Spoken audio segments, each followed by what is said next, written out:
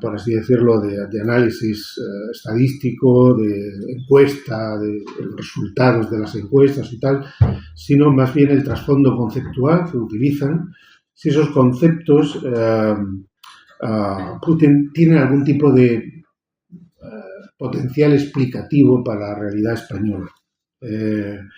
Yo soy consciente, de entrada, de que la realidad alemana y la española son muy diferentes. Son muy diferentes tanto desde el punto de vista de las estructuras económicas como, no digamos, desde el punto de vista político o cultural, ¿no? Aunque, evidentemente, también tenemos, es decir, Italia, España y Alemania han sido los países donde ha triunfado el fascismo, ¿no? Y eso es una historia también compartida, ¿no? Con sus diferencias indudables, ¿no? Entonces yo no voy a intentar aplicar una analogía, una simple analogía, sino ver si esos conceptos que se utilizan, que son conceptos no tanto ya digo, de las encuestas, los resultados de las encuestas que ellos han hecho, ¿no? Porque, digamos, y quiero decirlo un poco porque la presentación de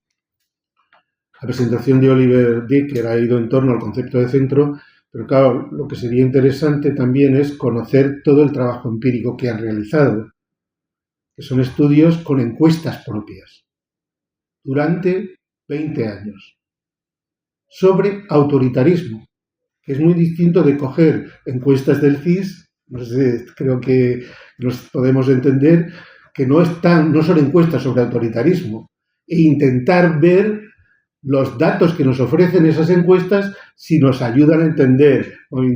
Es muy diferente cuando tú estudias directamente el autoritarismo, y yo no digo que las fórmulas que ellos han utilizado no sean cuestionables, que también lo pueden ser, pero claro, tienen detrás un trabajo empírico de datos muy potente, 20 años de estudios empíricos sobre el autoritarismo en Alemania.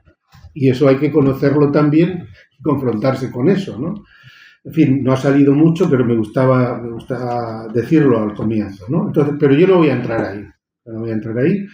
Pero sí a elementos que provienen de la tradición de la teoría crítica y de la psicología social crítica, como herida narcisista, objeto ideal, pacto de silencio, incapacidad para el duelo, que es un concepto de Alexander y Margaret Mitscherlich, el empaste narcisista, el autoritarismo secundario, la identificación con el colectivo, bueno, esos conceptos, ¿no?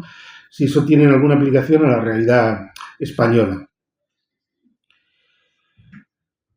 Es evidente que se tratan categorías muy abstractas, ¿no? Y por lo tanto no pueden dar cuenta de la complejidad de la realidad social, de los procesos sociales, de los cambios culturales, no pueden dar cuenta de ellos, pero sí que me parece que tienen un cierto valor que yo quiero subrayar, ¿no? Para identificar algunas tendencias de fondo que afectan no a grupos específicos, sino al conjunto de la sociedad, y que permiten, en cierto modo, un análisis del autoritarismo. Yo creo que una de las cosas es tener en cuenta la intersección entre dinámicas, eso ya lo ha resaltado Oliver Dicker, dinámicas autoritarias y síndromes autoritarios. Ellos hacen esta distinción y hablan de síndromes para no hablar de carácter autoritario, que era la terminología más o menos tradicional, carácter autoritario. Hablar de carácter es imposible hoy en el desarrollo de la psicología y de la psicología social, y ellos lo que sí entienden que es irrenunciable de aquella tradición es la intersección entre dinámicas que pudiéramos llamar sistémicas, estructurales, procesos sistémicos y procesos de subjetivación. Ninguno de los dos, no se trata de hacer correspondencias sencillas entre eso, ambos se median porque no hay procesos sociales y dinámicas sociales sistémicas sin que pasen por los sujetos que los protagonizan, ¿no? De algún modo, y tampoco hay síndromes, subjetivaciones que no estén mediadas socialmente. Y ninguna de las dos polos desaparece en el otro, ¿no? Ni hay una correspondencia unívoca o sencilla, o en fin. Y ambas están mediadas por simbolizaciones, por construcciones narrativas, por relatos, ¿no? Lo que hemos llamado ideologías, pero bueno, podemos llamar también construcciones narrativas, elementos narrativos, elementos...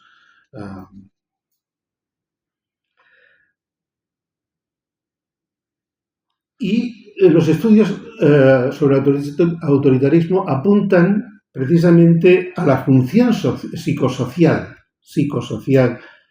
de dichas narrativas y simbolizaciones colectivas. Lo cual no quiere decir que se pretendan explicar los procesos sociales psicosocialmente.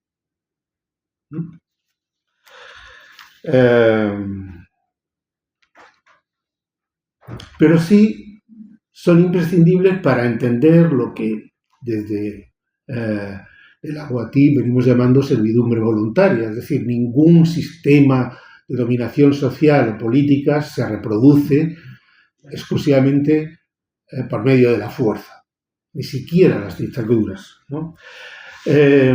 Si hubiera que resaltar dos aportaciones muy fundamentales de los Smith-Studien en relación con el concepto de autoridad, me parece que una de ellas es este que he nombrado de empaste narcisista y el otro de autoritarismo secundario. El primero viene dado por una interpretación de la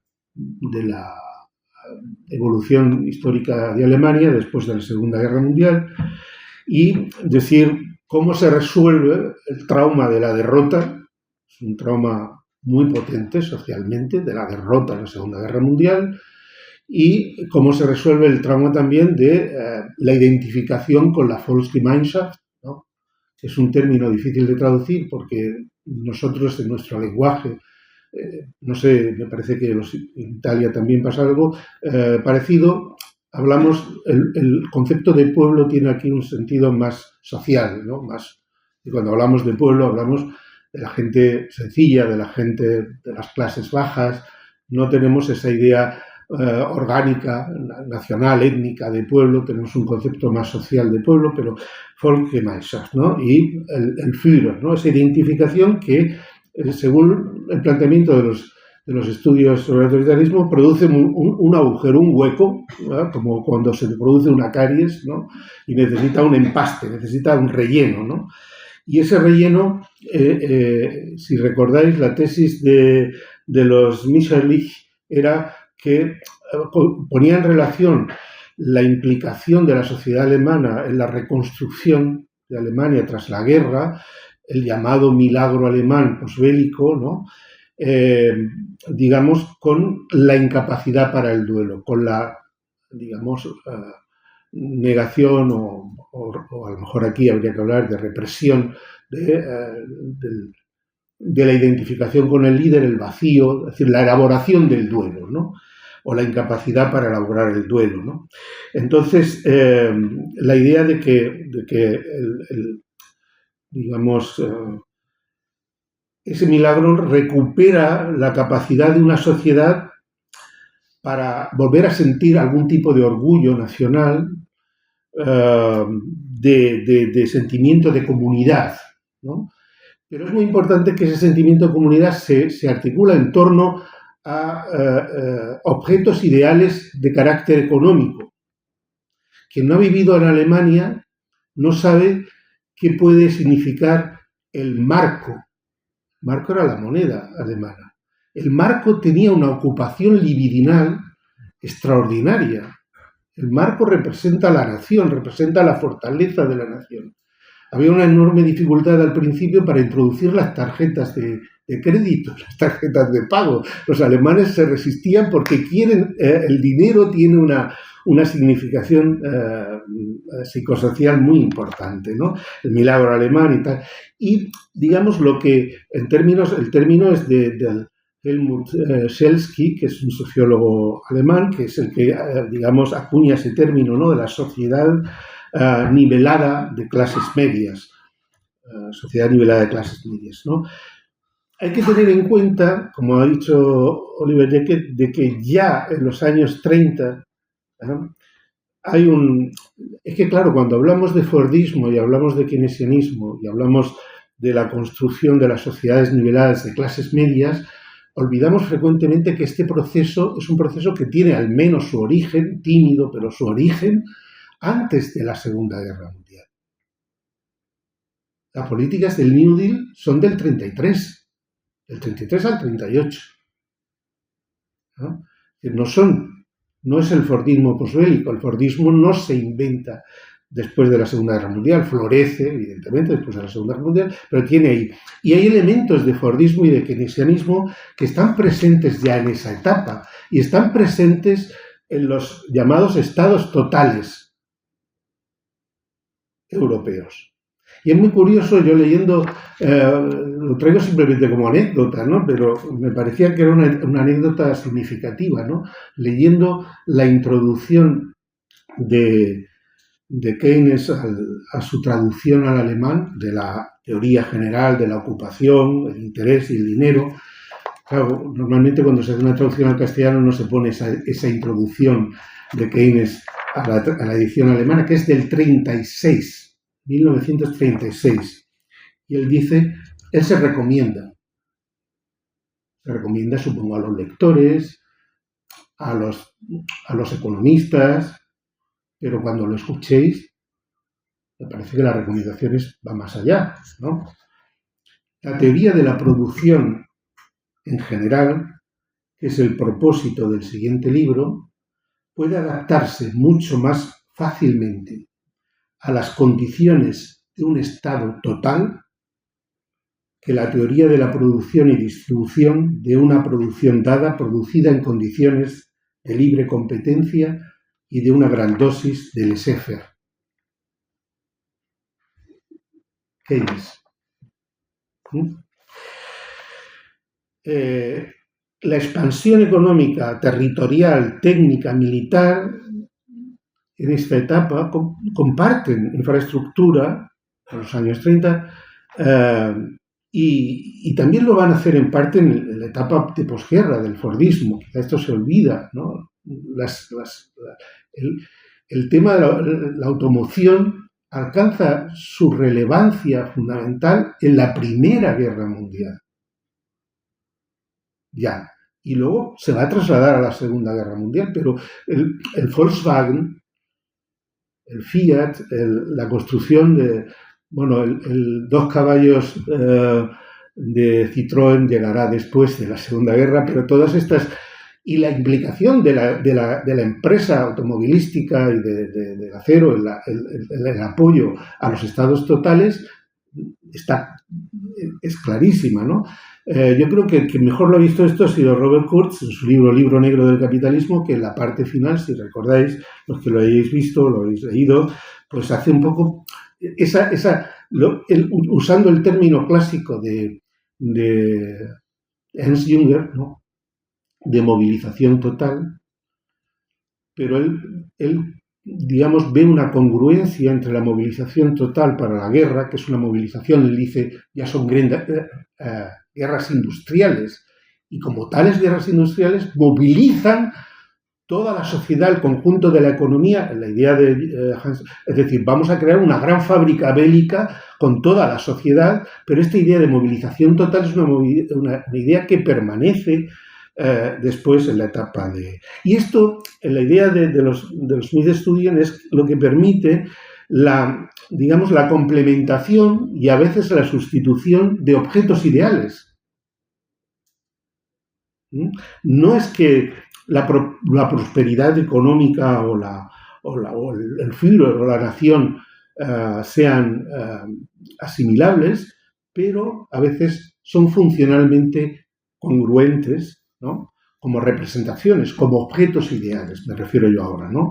Y por lo tanto se refuerzan mutuamente y a veces también pueden ser intercambiables, es lo que sería lo que los Smith Studies dicen pasó después de la Segunda Guerra Mundial, ¿no? la economía fuerte, el marco, somos campeones mundiales de la producción, somos campeones mundiales de la exportación, y eso genera una sensación y además una implicación individual. No hay palabra más fetiche en la cultura alemana que Zuverlässigkeit. Zuverlässig, confiable, ser una persona cumplidora. Zuverlässig es cumplidor, hay que ser cumplidor, y cumplidor quiere decir yo tengo que poner todo en el asador para que esto funcione, porque si esto funciona, yo formo parte de una comunidad de bienestar, de prosperidad. Entonces, esto es lo que permite a la economía poder convertirse en un líder secundario, según este planteamiento. Yo lo estoy diciendo, luego lo discutimos porque seguramente esto plantea muchos problemas, pero bueno, es la idea, ¿no? Que siempre es una identificación con un líder secundario, por eso autoritarismo secundario. Autoritarismo secundario no necesita de figuras personales, tampoco nunca las formas de autoritarismo totalitario han sido exclusivamente personales, solo personales. Las formas de dominación capitalista, sí, Marx hablaba de la coacción muda de las relaciones sociales, ¿no? Por lo tanto, de formas abstractas de dominación que no necesitan un dominador, ¿no? Porque se imponen como estructuras, ¿no? Pero evidentemente esas estructuras, ya se ha mostrado aquí, no funcionan sin determinadas fetichizaciones, lo que Marx mismo llamaba la religión de la vida cotidiana, ¿no? Y necesita de esas construcciones, ¿no? Entonces, la identificación con la grandeza y la fortaleza de la economía y con la violencia del mercado, digamos, hace de ese líder secundario, ¿no? O puede hacer de ese líder secundario, que siempre es un líder amenazado. Es siempre un líder amenazado, ¿por qué? Amenazado por las crisis que el sistema produce, ¿sí?, que dificultan la identificación, y por los sacrificios que exige para una parte importante de la población. Exige unos sacrificios, no solo el mundo laboral, sino otras cosas, es decir, te da satisfacciones, pero también te exige sacrificios. Y entonces eso genera, pues digamos así, conflictos psíquico-libidinales que esperan si no una solución, al menos una válvula de escape. Y ahora digamos, por eso las crisis representan momentos especialmente significativos por así decirlo, son momentos de transición en el cual determinadas construcciones narrativas pueden desplegar un mayor potencial, o una mayor necesidad de sustitución, de refuerzo, cuando por así decirlo, la autoridad secundaria del sistema económico se debilita por la crisis, sus capacidades integradoras se debilitan, necesitamos otra autoridad de apoyo, otra autoridad de apoyo, ¿no? Y entonces esa ida y vuelta, ¿no?, entre formas de autoridad abstracta, concreta, etcétera, de simbolizaciones, es, digamos, lo que intentan desentrañar los estudios sobre el centro. Entonces, yo voy a intentar aplicar eso un poco a la situación española. Ya digo, existe en primer lugar un desfase temporal con Alemania, eso está claro. Nosotros tendríamos que esperar a los años 60 para que se produzca una imbricación entre autoritarismo político y políticas desarrollistas. Hay un primer, digamos, momento de modernización y tal en la Segunda República, pero que la etapa de autarquía del primer franquismo rompe con eso. Volvemos a formas, a situaciones en cuanto a ingresos, en cuanto a producción, en cuanto a datos previos a la Guerra Civil, y por lo tanto hay que esperar al plan de estabilización y a los diferentes planes de desarrollo, que se llamaban así, de los años 60, para encontrar bueno, una imbricación, ¿no? Con todo, en la primera etapa del franquismo, lo que se llamaba la etapa de autarquía y tal, que naturalmente lo que predomina es la política de represión y de violencia militar y policial, etcétera, pero hay elementos ideológicos que están ahí presentes y que son muy relevantes, ¿no? Tanto, digamos, la exaltación de la nación, el chauvinismo nacionalista, la ideología del movimiento sindical vertical, el catolicismo y el tradicionalismo, que luego daría lugar a esa expresión de nacional-catolicismo, ¿no?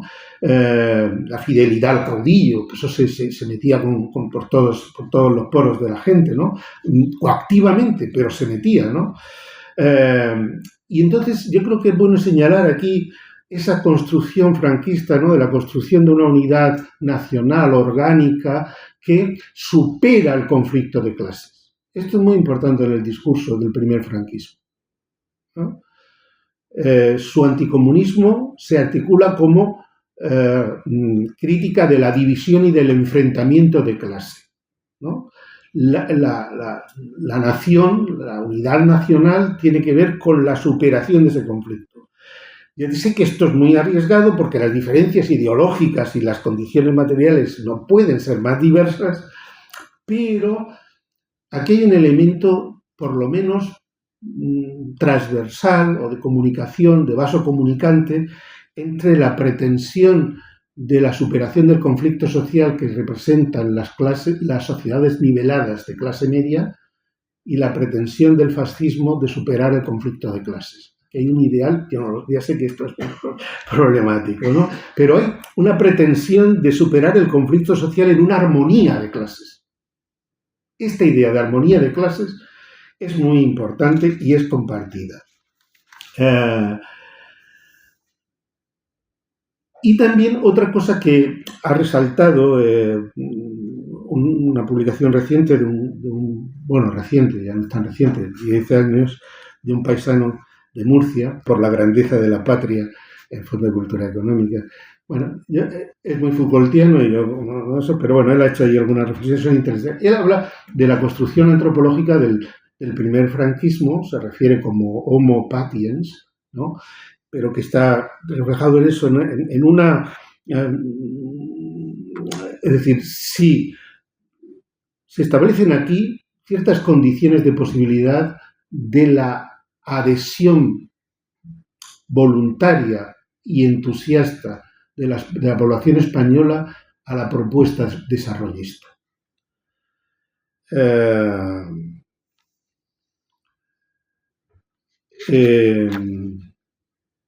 Es la idea esta de un cierto resignación cristiana frente a la adversidad, de entrega heroica por la patria, de abnegación, el ideal de un individuo disciplinado, abnegado, subordinado a las normas, que acepta los reversos de la vida con resignación cristiana, las carencias, y que es tenaz, subordinado al colectivo nacional, ¿no? En ese momento, el lema de la Guardia Civil se convierte en un lema nacional. Todo por la patria.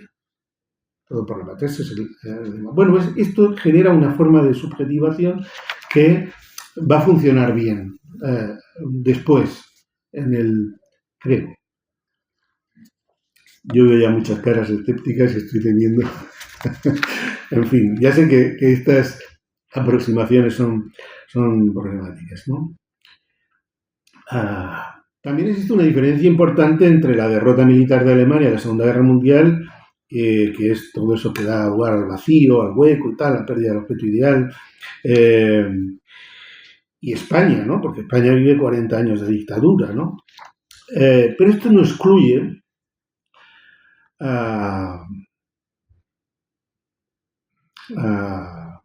digamos, cierta efectividad a la retórica en torno al caudillo, a la grandeza de la patria, al orgullo nacional, etcétera, que conviven, y yo no sé si estoy en lo cierto, pero tengo esa impresión, con un sentimiento de postergación, de inferioridad en el contexto internacional, que se alimenta de experiencias traumáticas que ha vivido la sociedad española, digamos, que tienen que ver con el pasado colonial, la pérdida de la guerra de Cuba, el trauma de la pérdida de las colonias definitivamente, el desastre desastre de la guerra en el norte de África, muy importante, y la persistente experiencia de precariedad, de miseria después de la guerra, en contraste con los relatos que vienen trayendo los primeros emigrantes que han emigrado a Europa y que empiezan a narrar en España cómo les va a los alemanes, a los franceses, a los ingleses, que eso tiene su importancia, ¿no? Es decir, no solo se prohíbe la memoria a los derrotados de los derrotados en la guerra y se enmascara ideológicamente sus sufrimientos y traumas, también se reprime, creo yo, por medio del discurso que exalta la diferencia nacional, un soterrado anhelo de modernización inveteradamente postergada que revela una herida narcisista. Por mucho que tú le digas a la gente que España es diferente, la gente sabe que España está peor. Es diferente porque está peor que otros, ¿no? Y eso es una herida que tiene una base también de experiencia real, ¿no? El régimen se esfuerza denodadamente por saturar esa herida, pero yo creo que el complejo nacional y el orgullo patrio se generan y alimentan mutuamente.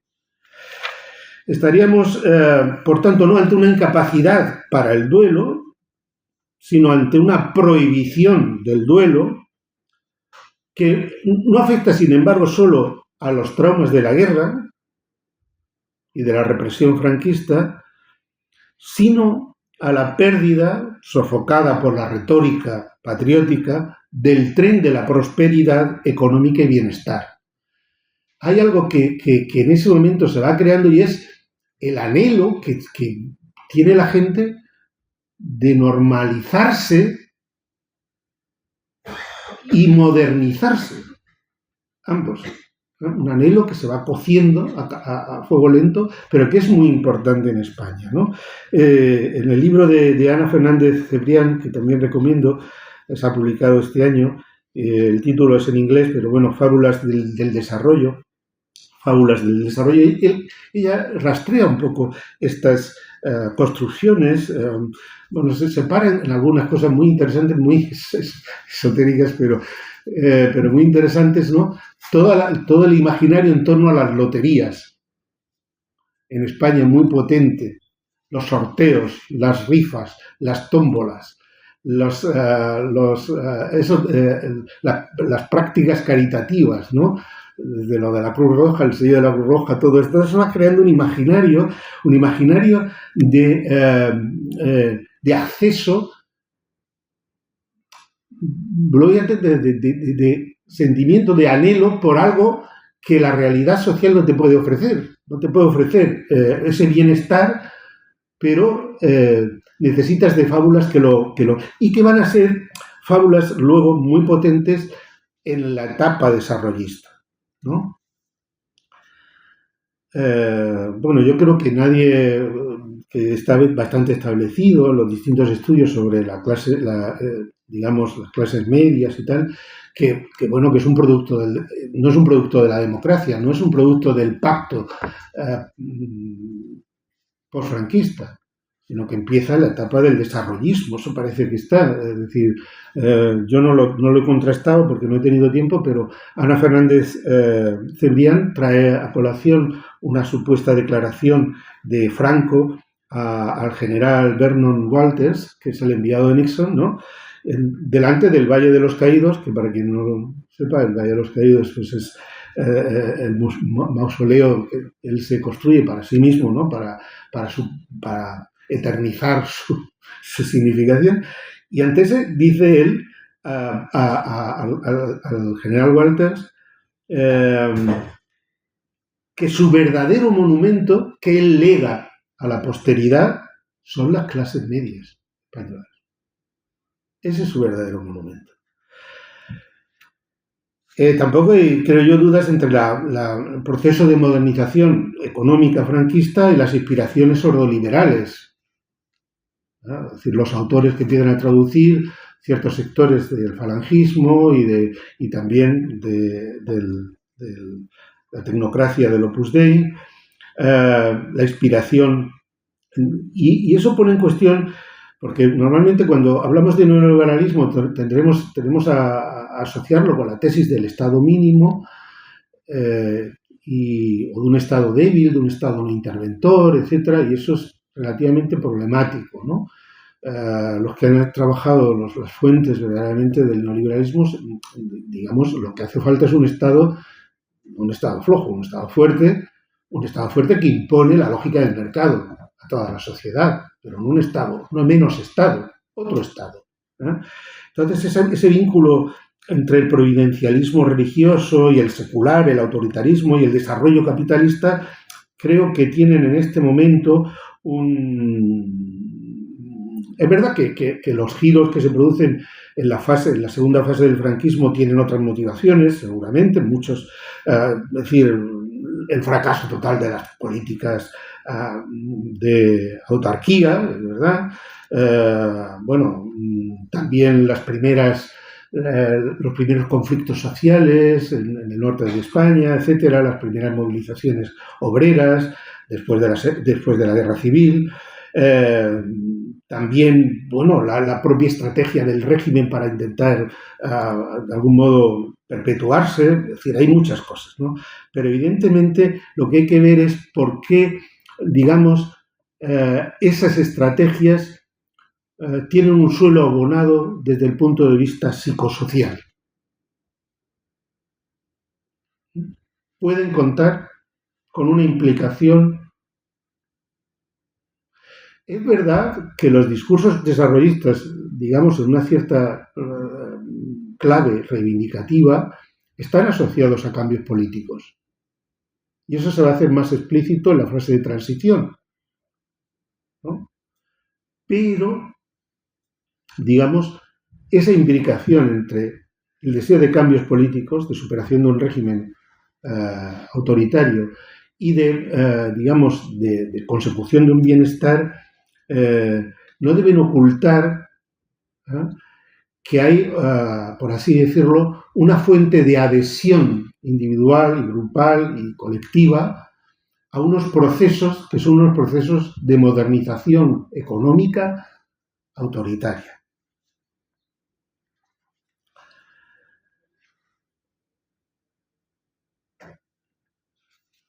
Esto también permite entender por qué el cambio político en la transición, yo no sé si estaréis de acuerdo, yo no estoy de acuerdo con Emmanuel Rodríguez, es decir, un cambio político que estuvo al servicio, fundamentalmente, de una sociedad de clases medias, que presupone la constitución objetiva y subjetiva de esas clases.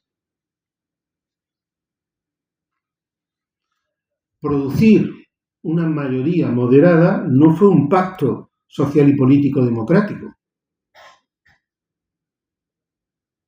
sino obra de la gubernamentalidad autoritaria del desarrollismo franquista. Y en él es en el que se construyen las fábulas de la modernización, en la que luego van a confluir reformistas y opositores al régimen durante la transición. En este sentido, el concepto de autoritarismo secundario, que refleja tanto la posesión de autoridad del sistema económico como su constitución como objeto ideal de identificación, no solo sustituye al autoritarismo primario, sino que ambos pueden complementarse y reforzarse. Si hay algo que pueda presentar una analogía con la así llamada incapacidad para el duelo, me parece que me estoy pasando del tiempo, pero no lo sé. Lo siento. Es lo que hemos llamado el pacto del Vido de la transición, el deseo de dejar el pasado atrás, de mirar hacia adelante, mirar el futuro, y mirar al futuro era modernizar el país, modernizarlo económicamente, de modernizarlo. Eso supuso inicialmente afrontar una crisis económica muy dura, los años 70, que nosotros vamos llegando siempre tarde.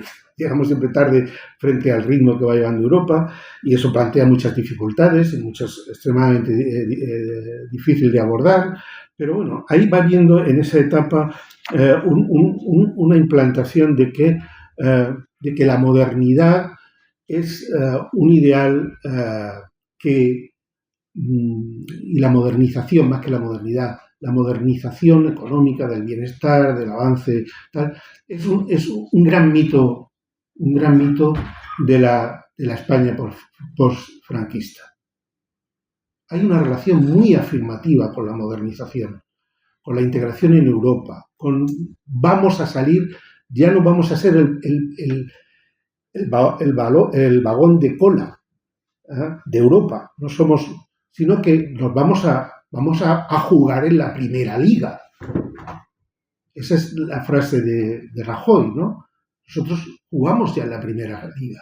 Y el problema es que eso que se llama la madurez del pueblo español, la probabilidad madurez del pueblo español, la transición, también tiene algo que ver con esta relación muy afirmativa, ¿no? Con el deseo, el anhelo de salir del vagón de cola, ¿no? De dejar de formar parte de los eternamente retardados, de los que nunca han llegado a tiempo, de los que se le han escapado todos los trenes. Por fin vamos a coger el tren de la modernidad. Y el problema es que, digamos, cuando en 2006 estábamos jugando con la idea de que España iba a entrar a formar parte, ¿no?, del G7, el G8, es decir, ya no sé si nos invitaron a una reunión, creo, del G7, ¿no? Es decir, ya vamos, Zapatero decía, bueno, estamos ahí, ¿no?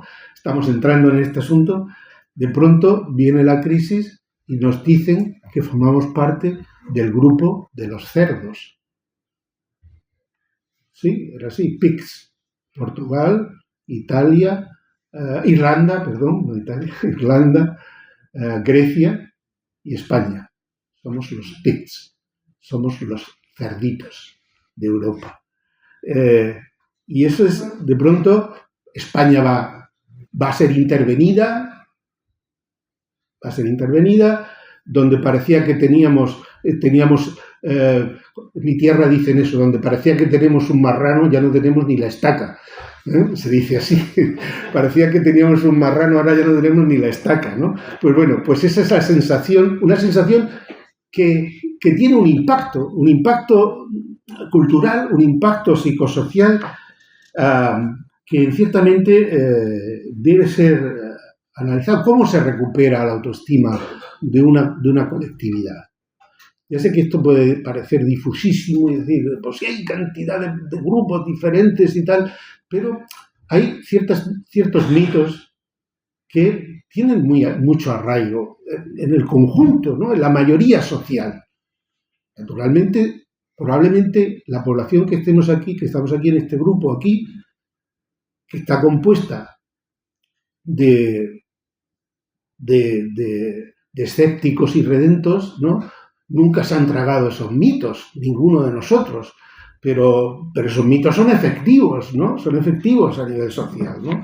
Entonces, bueno, esa es la cuestión. Si la crisis actual, última, ha desestabilizado no solo los mecanismos sociales, políticos, económicos, ¿no?, de integración de la mayoría social, sino también ha supuesto algún tipo de conmoción. Claro, puedes decir, bueno, siempre hemos querido que gane la selección española.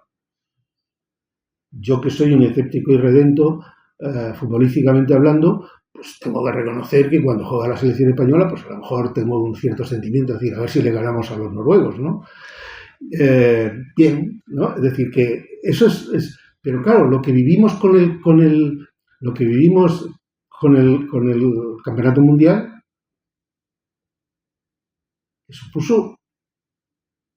tuvo un impacto tremendo en la esfera pública. La Plaza de Colón se empezó a llamar la Plaza Roja. La Plaza Roja. Cuidado, ninguna habilidad comunista, ¿no? La Plaza Roja porque era de la camiseta de la selección española, la camiseta roja, ¿no? Entonces, bueno, pues la Plaza Roja, los rojos eran nuestro equipo, ¿no? Eso es una mutación cultural de primera magnitud, porque eso estaba en todos los medios, estaba asumido. Bueno, esa saltación lo hemos conseguido, somos campeones mundiales. Eso tiene un efecto muy, muy, muy potente. Entonces, esas construcciones pues son fetichismos, pero de pronto, bueno, yo no sé dónde vivís vosotros, porque no lo sé, yo vivo en un barrio a las afueras de Murcia, en una pedanía, por lo tanto no vivo en el centro de Murcia, vivo en un lugar donde la mayoría de gente son pues, trabajadores, etcétera, y mi calle se llenó de banderas, se llenó, no una, se llenó de banderas. Y yo en el bar ya no voy a tomarme nada al bar porque no soporto ya esa eclosión de nacionalismo. Y Murcia, que es una región con mucha inmigración, en la vida cotidiana, tú vas es que son cosas que yo no sé estadísticamente el valor que tendrán, pero yo he ido al ambulatorio y yo en la cola del ambulatorio me encuentro diariamente señalando a las mujeres marroquíes con velo. Es que no ves, llegas aquí y está todo lleno y tal. Hay una cosa que hace 10 años yo no lo vivía. No sé lo que los sociólogos podéis hacer con esto, pero por lo menos hacer algo. Gracias.